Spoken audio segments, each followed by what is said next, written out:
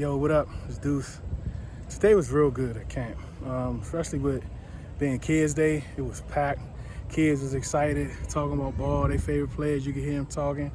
I mean, where I sat in the bleachers, there was some young kids behind me talking ball, talking about Colt McCoy time here, Kirk Cousins time here.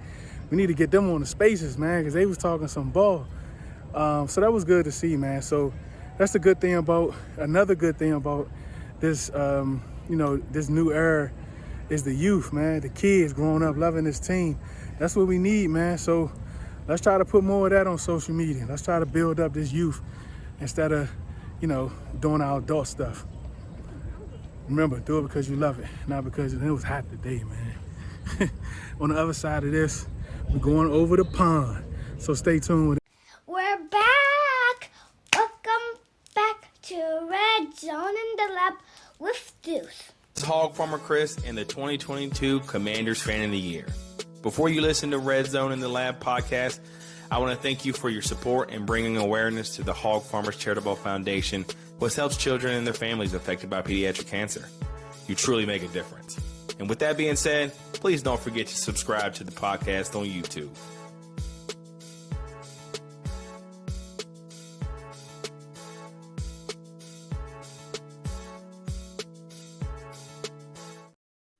Welcome back to Red Zone in the Lab podcast. I am Deuce, and today we're over the pond. We took the lab over the pond, and we have our guest today, Andy Lockhart.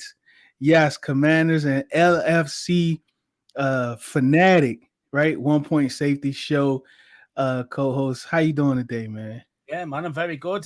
Thanks for having me on. This has been a long time coming. I've been looking forward to this. So, yeah, man. It's nice, man, to be able to talk, with you guys. Like technology, man. Something it fails us a lot, right? It disappoints us a lot, but times like this, you grow to cherish it. To be able to have a conversation with the fellow Commanders fan all the way over the pond.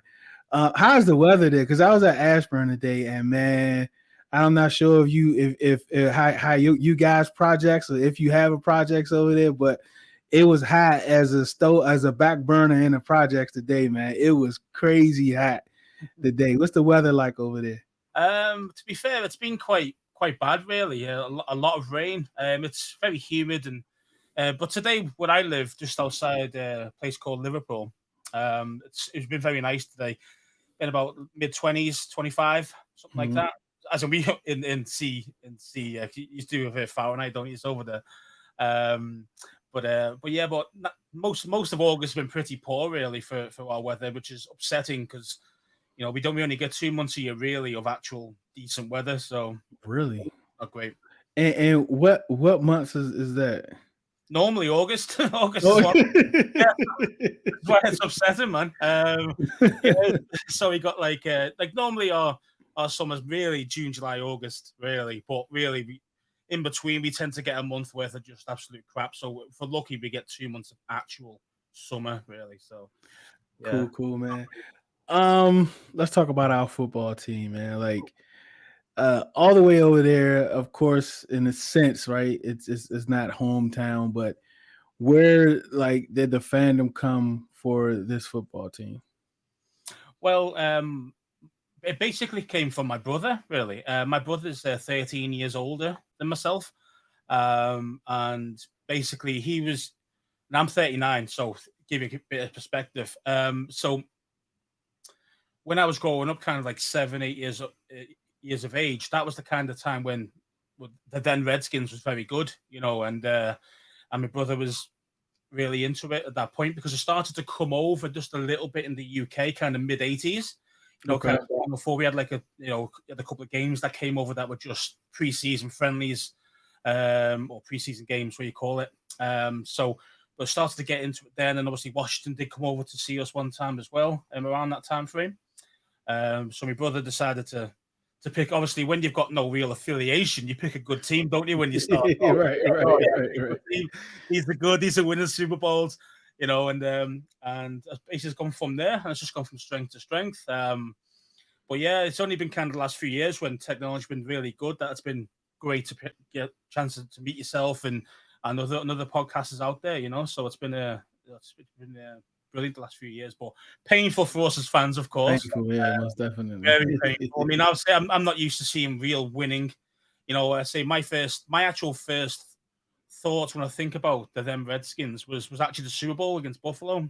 That was but obviously I was 7 years old, so I didn't really know about what was going on. It was just like, oh, right, okay, there's a game on. Let's watch that, but that's all I could understand, So it took a long time to obviously know the rules, and obviously UK, we don't get brought up on football as in the American football, so it takes us a long time. It took us a long time to kind of get used to all the rules, and then I think over the past, as you noticed, we have a lot of games at Wembley in London. Oh, yeah. And so it's packed house all the time. The UK fans love it. The sport's grown massively over here over the past 5 years or so. Yeah, like I was going to ask, like, what about like the broadcast? Like, is it kind of broadcast friendly, or do you have to find apps and pay for apps and maybe NFL Plus or any of that? Yeah, so basically, we I don't know if you had it over there. It might be called a different thing. It's called NFL Game Pass. Yeah. You might be called something different over there. But basically, yeah, it's like a subscription service. And you can get every match for any team as long as it's not on the same time as the main broadcasters on the telly. So, for example, the TV, there's our kind of satellite systems called Sky.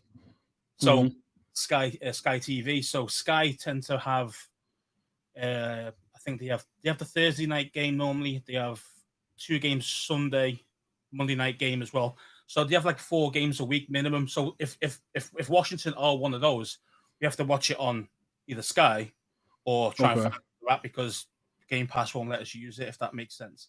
So they block it out as such, but like a blackout type thing. But in general, yeah, we always find a way, mate. We always find a way of getting. I know, yeah, right. So there's always ways of making. You definitely gonna find a way, because I remember I went to Jamaica in November, and I was going crazy, man. I was going crazy. Like, I was subscribing to all these different networks. I was trying to get the gas. I couldn't find. I was so disappointed, man. I say, man, what do they like? How do they get it over here? Like, but I don't think it's as popular there as it is over in the UK, because none of the providers, once you get over there, like, your phone location has you over there, so you have to go through all these loops behind the back door type loops to, psych out your location and all that. So I ain't feel like doing all that. So I just kind of looked at my Twitter and kind of ran with it like that.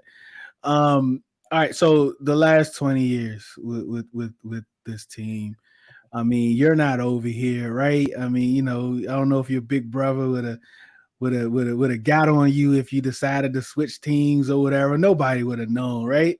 That's like, true. but like, it would have been easier. It would have been right. But how has it been over there, like, the last 20 years but actually, before we get there, like, how many, like, what's the demographic like where you are as far as NFL fandom with different teams? Where is it like a mixing pot of different fans, or is it like sections where, like, the fans are kind of broken off? No, it's purely very mixed. It's a mixed bag, really, because, as I say, most of the time there's always a reason why you start following a team. It could be the uniforms were nice that year, or it could be some people have been like that. They look cool, so I'll be a fan of them. But a lot of times it tends to be from somebody or a team that's winning at that time when they first get into it. That's how it kind of works. It's very rare that you get through the family the family business side of things. Your brother brought you into it, or your dad did, or anything like that. We don't normally see too much of that, but there is some of those ones coming through. But in general, there's no kind of real, it's not all purely Washington fans, or London's just purely, Jags fans or something like that. It doesn't work like that. It's just totally all over the shop, really, mate. Yeah, I would think like it'd be a lot of Jaguars, though, because I thought Khan before, he unveiled the new stadium and what they're looking to do down there. I thought he was definitely trying to get over there, boy, because he loves it over there. I thought there was tons of Jaguar fans. Oh over yeah, there man. for sure. You love coming over because obviously, being that it's in the UK. I mean, I've been quite a few times. Obviously, when Washington was there when we drew. Oh, don't we? Let's not talk about that. Yeah, yeah. What a joke that was. He grew his own kicker. Yeah, cheers, mate. Yeah, yeah. That's the kind of confidence we've had over the Right, 20 years. right. Um, but so I've seen a lot of Jags matches, and the fans are lovely. You meet them, they come over, and really, really nice people, and you have a beer with them, and it's just really, really nice just to mingle with different fans. That's where it's kind of, I find, very different compared to, say, going to FedEx or going to Yeah, another thing. It's like kind of, there's not that real yeah. hatred as such. You know what I mean? It's everyone's there to have a good time. Mhm. Rather than being actually like really, really invested if it's not your team. It's kind of you're there to enjoy the game, have a few beers, those type of things. Yeah. Which is nice. It's a nice environment most of the time. Yeah, I think Vegas and the Coliseum, the Rams, they call it the Coliseum, right? I don't remember, Yeah, yeah. but yeah, I I like think those two stadiums is kind of, it's kind of like especially Vegas is it's an event there. You still have the Vegas. I mean the Raiders, like they have their own black hole section there, which is really really cool where those fans go. But I think ultimately that's just an event. There's really no home field advantage in like a place like that. But yeah, so like these last 20 years, I know it's crazy. And has it had like as big of an impact over there? Because I know like we had no new fans over this last 20-year period, right? not many. Yeah, You man. pick a loser. Do you know what I mean? Who picks a mid team? Not many people do. Yeah, that's Yeah, true. right, I man. don't even know if we can say we were mid, right? Oh, 8 and 8. 7 and 9. Mid Well, yeah, we that's call true. So like all right, so the old guy's gone now, right? New ownership, new excitement awesome. all over. Wherever you are as a fan, there's excitement there. Your brother or those older fans that was kind of watching around that time we was winning Super Bowls. Maybe they're back to being, excited. We might have got some new fans, but for the fans that's been fans through the whole 20 years up until this time point now, what is the excitement? Because over here is crazy excitement. Like everywhere you go, you seeing Commanders and Redskins, or like you're seeing it everywhere, where that just wasn't the case, prior to July 20th. So what is it like over there? I mean, what I've seen. To be fair, there's not a lot of difference. But when you kind of like represent the gear, you're walking about the city centre, those type of things. People are starting to shout out to me. Commanders, Redskins, all those type of things. Dan Snyder's gone, and so it's obviously people have been interested in the NFL, but these guys have never seen them alive. Right. So it's nice that people are jumping out like that, but it's not like obviously in the Washington sphere, it's absolutely huge. Mhm. Dan Snyder gone, but in general for us over here, it's a little bit subdued. And I think that's just because we're so spread out everywhere. Mhm. The excitement are in the places where you do the group chats, so your Twitter, all those types of things where you see the real excitement from the UK Washington fans. Mhm. Yeah, it's kind of difficult, like just walking about around or just being in the local area of where I live. There's not loads and loads of kind of change of atmosphere or anything like that. When we talk about like the excitement over here, it brings everyone out, right? It brings out the celebrities, it brings out the executives, and then when your owners show face, it gives this excitement to the fans, right? So you get to meet people, you get to see people because they're out mingling now, which is very exciting. Yes, I've met Jason Wright, you know, yeah. So it's a thing where it's like, man, everyone is excited, right? Like I met Julian and different players. Like they say, well, congratulations, we're got new ownership. We this and that. As a fan, I say no, congratulations to you. Like I'm happy for you, the people that actually work in that building. Like I'm happy for you, and I'm thankful for you that you stood in there as long as you did, Must have which been is tough, very man. exciting. Tough conditions to be working under. when this black cloud just hanging over us for Yep. such a long time, and we know how bad Dan's been as an owner, but also as a man and a human. He's just not a very nice guy, is he? Let's face it. So that's to put it lightly. So even any of these guys who've put up with him for so long, you've got to take your hat off to them. Do you know what I mean? Yep. Because, Jason Wright, you mentioned Julie, even Ron Rivera as well. He's had to put up with all the crap and things that weren't even that happened that when they weren't even here, and they had to put up with it from the media and the alienated fan base and those types of things. And it's nice to see the other side of it now. And I thought it was amazing when the first day of practice came along, and it was just like queues all the way down the road. I was like, oh yeah, that's the kind of thing I'm on about. That's what I want to be involved with. Shame I couldn't be there, but yeah, man, I'll be there week 1 though. It's gonna be crazier week 1. Like, it's gonna be. I mean, I called it probably a few months back that it would be a sellout. I genuinely believed it'd be a sellout, and it looks like it's going to be. So yeah, it's trending that way for sure. So man, I'm excited, man. It's gonna be cool. I'm excited, man. It should be a game that's winnable, So I'm all in. I'm all in, man. All right, so talking about Ron Rivera, right? The comments yesterday and the clarification there today. So, give me your thoughts on that. When you first heard it, what you thought about it, and then, obviously he comes with the sheet of the paper reading off his thoughts. How do you feel about it? I was a little surprised when I first heard it, but I wasn't tripping like a lot of people were. At the end of the day, those things really should tend to be in house as such. If players have got a problem with the coach, the player should address that with the coach. It shouldn't really be getting aired out in the media first before anything actually gets rectified. But it might have been a slip of the tongue. It might be kind of mind games with Ron. Because let's face it, sometimes coaches do say things to the media before the players, so then the players get motivated in a different way. Do you know what I mean? So Yep. It could be an element of, he's doing he is a bit intense, a little bit too over the top, blah, blah, blah. Maybe calm down a touch. That could be one way of looking at it from what Ron was doing. Another way you could think is Ron trying to keep Eric another extra year, if that makes sense. Because, yeah, it does. Getting a head coaching job. Good point. That's a good point. He's still in charge. Ron still got 2 this year, next year on his contract if he doesn't get fired, obviously. So maybe an element of that, but again, for me, I mean, those things, I think it's much of a muchness for me. It's nothing serious. They've already sorted it out already. I mean, I know Ron today was looking at his notes perfectly and reading it perfectly off the hymn sheet, but at the end of the day, sometimes Ron can let things say more than he needs to sometimes, but especially when he's very comfortable. Have you noticed that over the most definitely.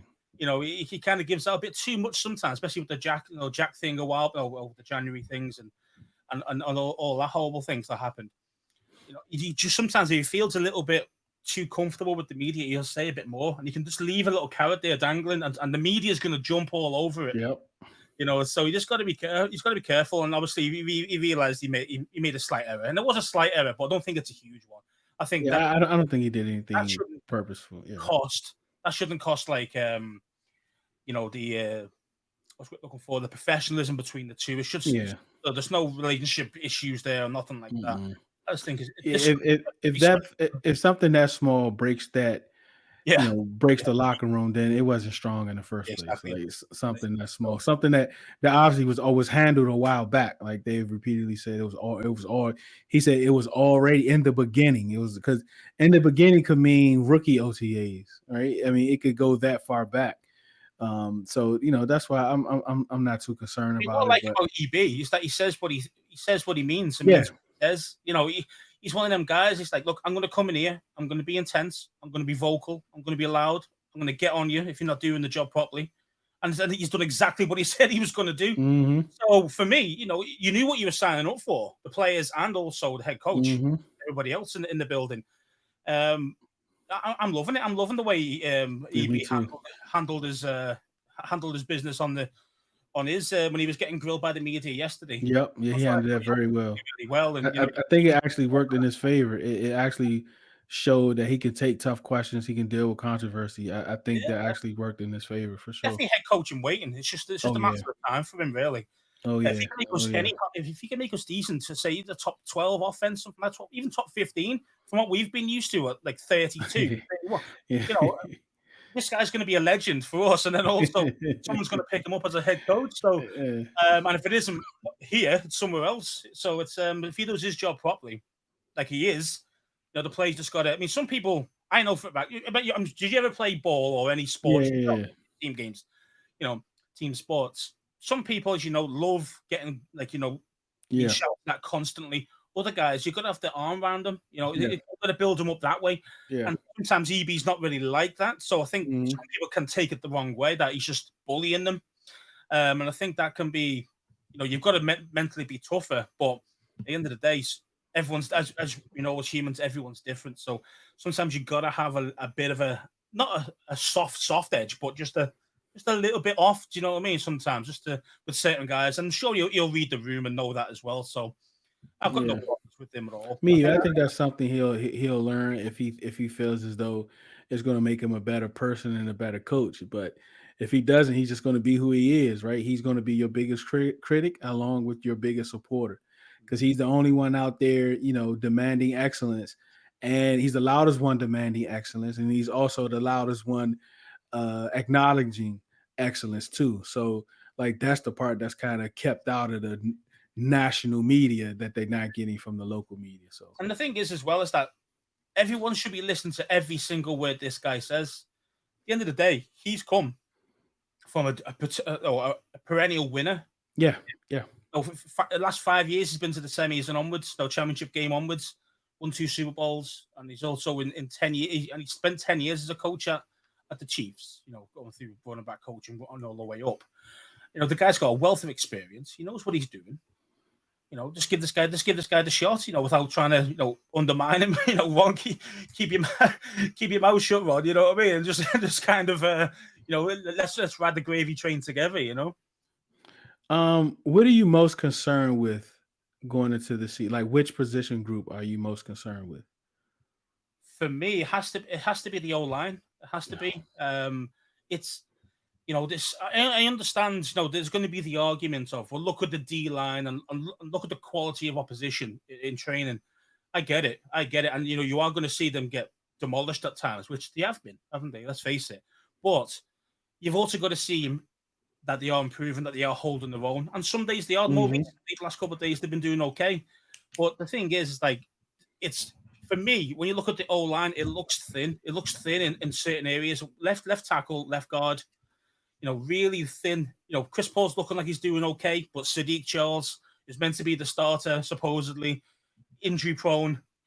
You're not going to get a full season out of him. He can't even stay healthy in camp. I mean, that's the problem with Sadiq. So, center, you've got plenty. You've got 3 guys there that are good standard. But then, you look at the depth from the right guard, the right tackle as well. The depth isn't that great either. It's not. Yeah, it's not a lot of people there who are actually any good. So, Hal's going to have to be, on his toes a lot. And he's used to it. His final year in Carolina, he had the same problem. He lost all his offense. I think he lost 3 offensive linemen. He went to the NFL, lost all his weapons as well, his receivers and his 2,000-yard running backs. Mm-hmm. Up anybody. But again, he ran for 1,100 total yards. Sam, from a guy who's not meant to be a running quarterback. So he was never labeled as one. So I think he knows what he's. I think he knows what he's doing. I'm all in on Hal. I think he's got all the talent in the world. The only thing you could say about him, he's a little short in height, but anything else, he can run. I loved when he ran over Trayvon Diggs as well for the touchdown against Dallas. Shoulder bang, put him on his ass. That's the kind of thing I want to see, So I'm all in on Howell, but yeah, the scheme's going to have to be perfect for Howell. It's got to be the short stuff, which obviously the West Coast system is designed for that. So it's a big time screen, heavy elements of screen game, and short to intermediate routes. Even though Howell's got a great deep ball, it's that kind of thing of get the ball out quick, make sure the offensive line hasn't got up a tech for too long, because at the end of the day, it's just not good enough to put, I think personally, to go up against any of these guys. I'm going to find out when we take on, Baltimore in the practices, and we're going to see those things. And I just think we're just going to start falling apart, especially on the left hand side of the O line, unfortunately. So, how do you feel about Ron's comments about the third round pick, Stromberg? Like, Stromberg was voted the best center in SEC, which is it's just pretty much Yes, the no best college game. consensus is the best division, right? The best conference in college football. Mhm. He's a 4-year starter, and Ron is saying he's developmental in the third round. How do Yeah, you feel about I that? just hope that's one of those words that he just kind Yeah, of yeah. just needs a little bit more time, more than actually he's developmental on a pure project. I don't want to see that. I don't want to hear that. I do think I think that's what he meant. I think he's going to be ready. He'll be ready. I think personally, next season's going to be he'll be the starter next season at center. Depending on what Nick Gates does as well. Obviously, if he balls out, then there's going to be a true competition there. But what I've seen from Gates, high snaps, inconsistent snaps at the moment. It was a bit like where Schweitzer deal. Last season before. Not great. We need more consistency there. So Gates better get his game on, otherwise he'd be playing left guard, I think, and Stromberg could be playing in center. So earlier than we think. So we'll see. We'll see how it goes. But yeah, I think I'm hoping that Ron's just wrong with the true potential, and he's a developmental piece. For sure. All right. So, what position group are you most confident in?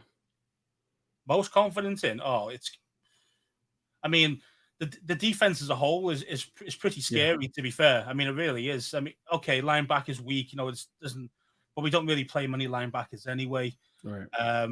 1, 2 max at certain times. James Davis, I don't know what's going on with him at the moment with his court cases, but I don't know if he's going to be available. If not, then it's down to Hudson and Barton. And they're okay. They're okay, guys. I mean, I think Barton's a tackling machine. He's proven it last year. 100 tackles for Seattle, so he's going to do an okay job for us. But for me, it's got to be just the amount of depth we've got at DB. I mean, when you look at the depth, man, it's pretty impressive how good it is.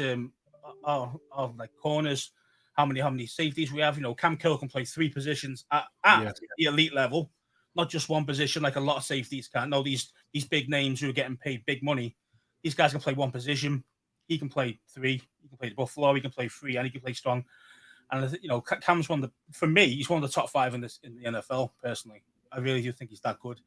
And then you got obviously St. Juice, who's looking like the real deal in this offseason. Last season he looked good, but he's always injury prone, so you got to kind of take him with a pinch of salt. But you've got Forbes, who's looking exactly as advertised. Interception guy, can hold most of the time with the receivers, with the speed. Quan Martin. We got a lot of depth there. We're not even mentioned Fuller or anything like that, who had a great season last year. So right. We've got a very good defensive back core. But yeah, for me overall, that, and obviously you can always mention the D line. I mean, let's face it, that isn't a true elite D line, probably the best in football, and that's not being biased. There's going to be hard. I'll be looking around the teams and going, are they really as good as our guys if they're on form? No, and I think they are probably the best. So for me, the question marks are mostly on the offense for sure. Even though the receivers, I do like the wide receivers. I think we've got a lot of talent there. But the O-line, the killer, they obviously did. Most definitely.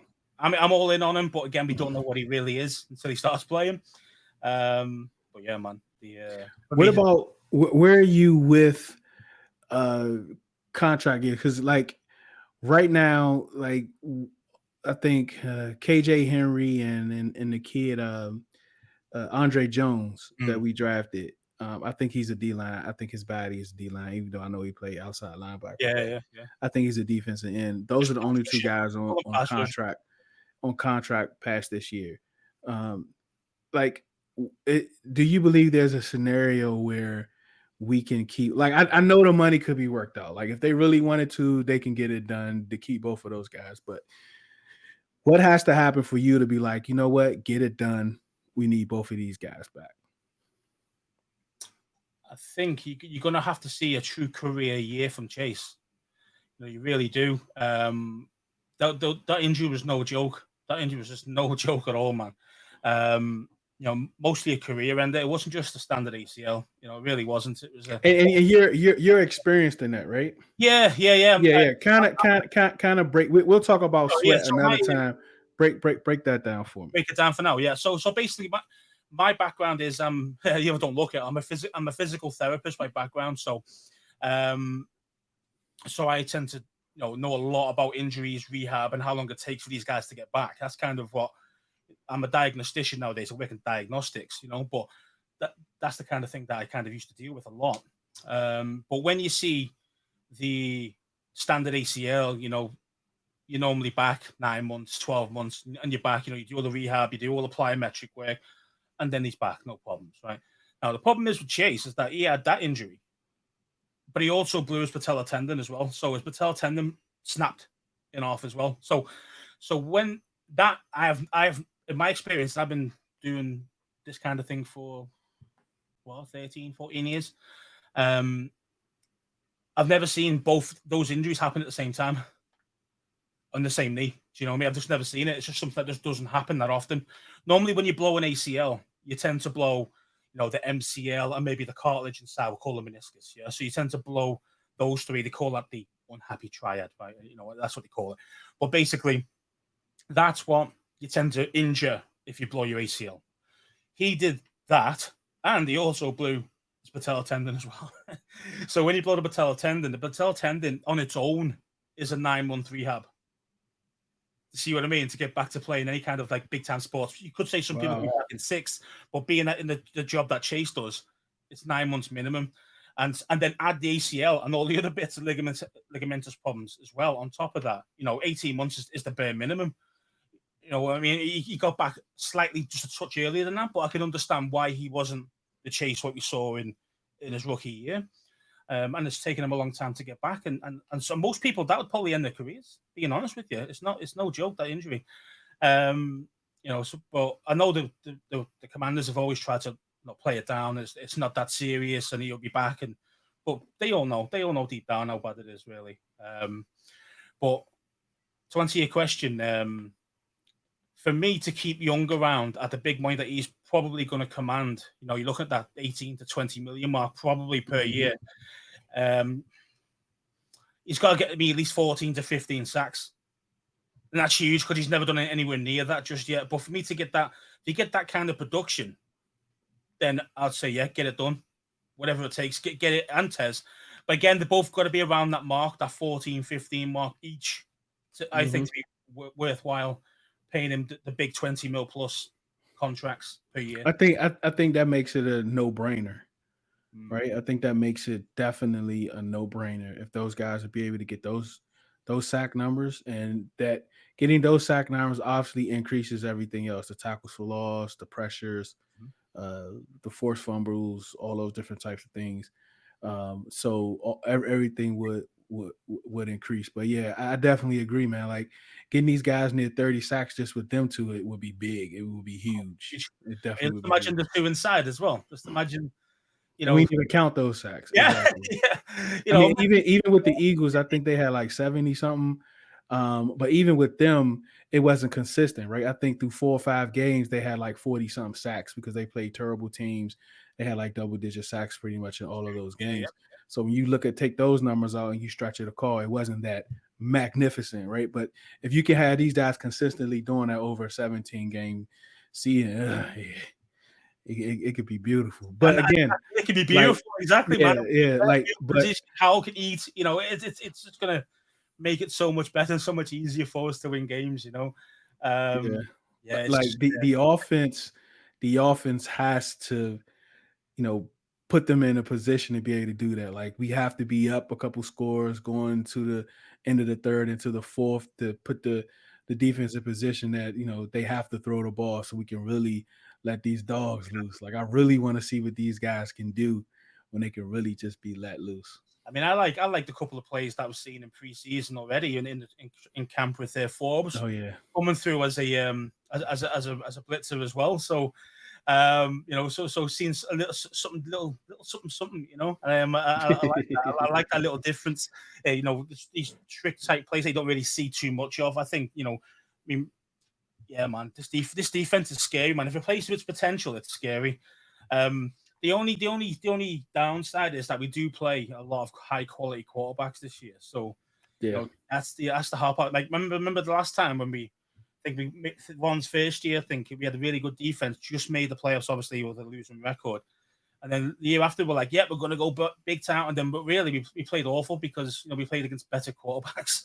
So, but we thought our defense was all this, and it wasn't at that point. So I just hope we're not let down again this year when we see these big time quarterbacks come in and play us, For sure, man. Look, this has been great, Andy. Like, we have to do this again. Like, time is drawing nigh.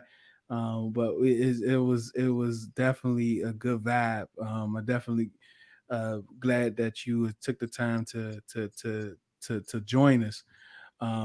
Definitely grateful for that. But just let everyone know like how to follow you on the socials and the podcast. Sure. Yeah, so my own Twitter handle is Scouse Andy 20, SCOUSE Scouse.